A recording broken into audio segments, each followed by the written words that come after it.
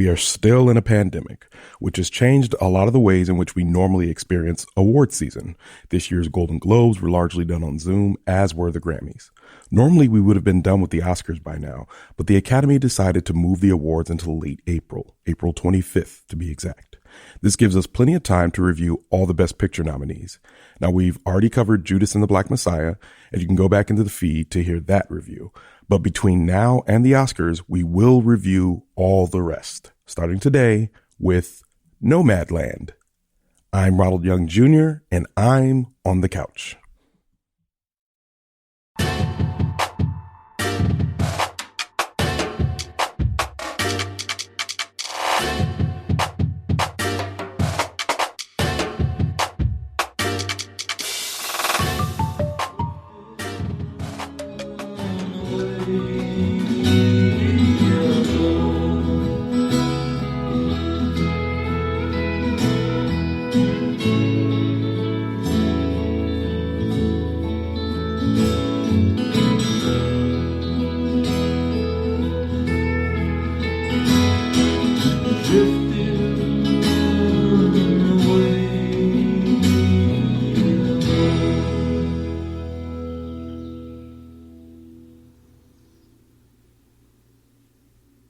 All right, this is Ronald, and I am on the couch after watching Nomadland.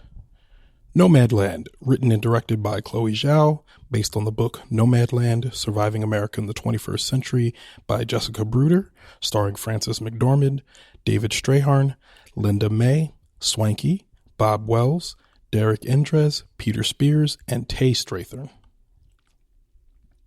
All right, Nomadland is available on Hulu. It is a Best Picture nominee, as I'm reviewing all the Best Picture nominees right now. It is a movie about a woman named Fern who loses her job after the U.S. gypsum plant in Empire, Nevada shuts down. And she had worked there for years. This is a period piece. It was done in 2000. It's set in 2011.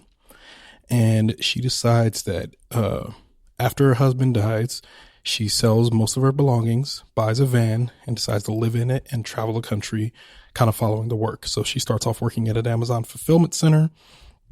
Through the winter, she connects with other nomads who are, again, following the work as they go. She makes friends, and the movie is just chronicling her life. So watching it initially, I remember watching it and thinking, this movie reminds me a lot of The Rustler, where there's a lot of us following Fern, played by Frances McDormand, as she kind of, goes about her life. Sometimes her life is sitting in her van. Sometimes it's eating. Sometimes it's sitting outside with other people. Sometimes it's sitting by herself.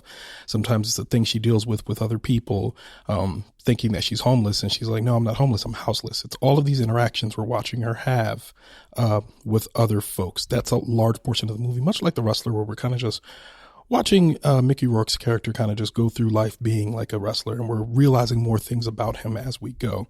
That's what this reminded me of. They kind of unfold the movie as we go. We find out that she's, living a nomadic life, that she's still in the town where people know her. She's still in Empire, Nevada. There's still people that know her there. There's people that are saying, hey, you could come live with us, but she's choosing to stay out there. And as the movie goes on, you're learning that she's new to the nomadic lifestyle, but this is really what she wants to do. And Frances McDormand does a very good job of portraying this woman. She's very unassuming. She does a good job of portraying unassuming while having like great depth of acting just in her face, in the looks that she makes, in the exchanges, in the way she says things, in the way that her body language, all of that. It's not like a huge physical performance, except if you're looking at her face where, small things are happening in the way she smiles, with sad eyes. It's truly a feat of acting watching this. And rightfully so. She has been nominated for Best Actress. She won for 3 Billboards Outside Ebbing, Missouri. She also won for Fargo back in 1997. She is definitely a titan of acting. And you could see that here. You could see here that there's no signs of her like letting up from doing these like very emotionally deep roles where much of the weariness and stuff that she has to portray is all done through her face and body language, and not necessarily as much with the words on the page, which are also well written. Now, this movie, when I was watching it, I remember thinking, this movie is a bit repetitive. What would happen is we'd see Frances McDormand maybe like at a fire, or, you know, washing her clothes, or doing a puzzle with a friend or something like that. Then you see her maybe driving or going somewhere in her van, and then you see her walking outside. And it'd be scenes like this over and over and over again, where there'd kind of be like some sort of set piece where she interacts with a human or not, or just interacts with something or human. Then she interacts with her van, and then she interacts with nature, and it'd be that over and over again. It felt kind of repetitive, and I was watching it, and if you're not careful, you can be like, man, this movie is like a little bit aimless. It's beautiful. It's beautifully shot. You get a lot of a lot of the landscape of the southwestern states and of the midwestern states. You get a lot of landscape, all of that, very nice to look at, and you could tell that they really took care and they really care about what the United States looks like in those areas, and what the people of the United States looks like in those areas. At times it felt aimless, until it goes on further, and I realized, oh, this is a movie about grief. And maybe I was a little lost in that in the beginning, because in the beginning, you know, they spell out the fact that her husband died, and they spell out the fact that she is now doing this thing, being nomadic. But then you realize with the resources that she has, she still has her sister was alive and well, has offered her a place to stay. She has had like people in her town have offered her a place to stay. She's had fellow nomads who have houses and stuff that are offering her a place to stay, but she keeps turning it down. And as the movie goes on, it's kind of revealed why she stayed in Empire, Nevada so long, why she stayed with her husband, Bo, so long. And as it nails that, I'm like, everything else in the movie kind of made sense about why it was so repetitive, why she was going in circles, why she was kind of just like, you know, like just going through life. Because if anybody here has dealt with grief, you understand that a lot of times you're just doing whatever the next thing is. You're just doing it. You're doing it. You're going through it. Sometimes you enjoy it. Sometimes you laugh. Sometimes you smile. Sometimes you're crying. But you're going through each and everything over and over and as it goes. And some people handle that worse than others. I think an example of this, maybe not handling grief so well, is Manchester by the Sea with Casey Affleck, where he is very depressed. He's having a very rough time with his grief, as opposed, and I'm not saying that the character Fern here is having a great time with hers, but she's certainly handling it in a different way. At times, watching this movie in a pandemic felt a little sadder than I wanted it to be. There was times when I was watching this and I felt very sad, like profoundly sad watching this, just was bringing me down. And I watched this, I mean, it is Friday afternoon. I started watching at 4:00. It's now 6:00. The sun is still out. I have no reason to feel, you know, sad. It's going to be the sun will probably be up for at least another hour and a half, which is great.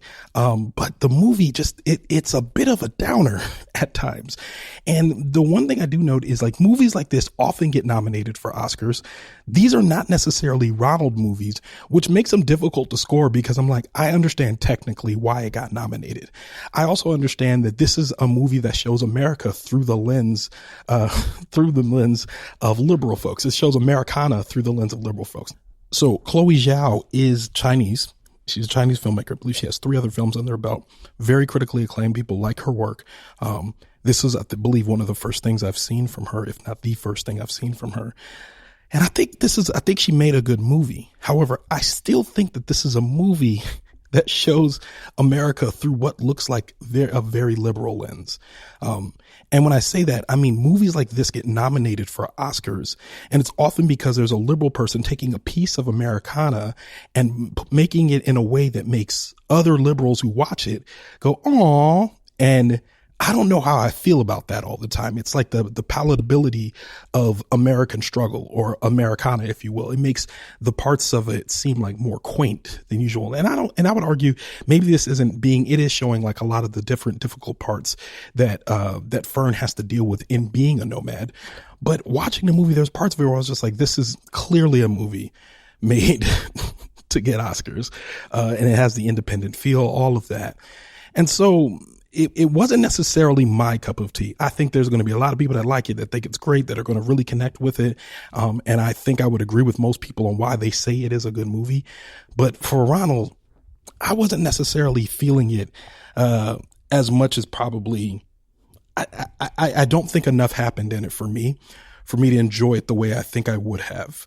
But again, you're talking to a guy who didn't really like Manchester by the Sea, who really didn't like The Rustler, and other movies that are kind of like this, where we're just following a subject kind of through their life, and they're kind of, in some ways deteriorating, or in some ways just kind of coping with what's going on around them. So maybe that's me saying I don't like movies that deal with grief in this way, which doesn't make it a bad movie.